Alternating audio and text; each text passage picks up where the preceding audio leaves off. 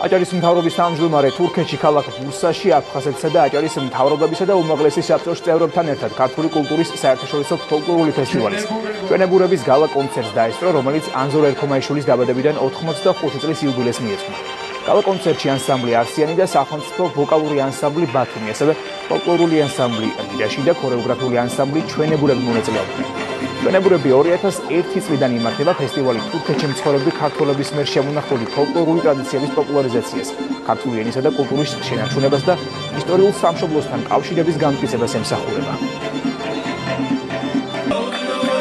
26 წელი ხდება, რაც აღინიშნება ეს ფესტივალი. მადლობა მინდა უთხრა სამივე თაობას ჩვენებურებს და დღეს განსაკუთრებულად ხაზგასმით აღინიშნა ახალგაზრდა თაობა, რომლებიც დაჟინებით სწავლობენ და მართლაც თაობიდან თაობაზე გადადის კულტურა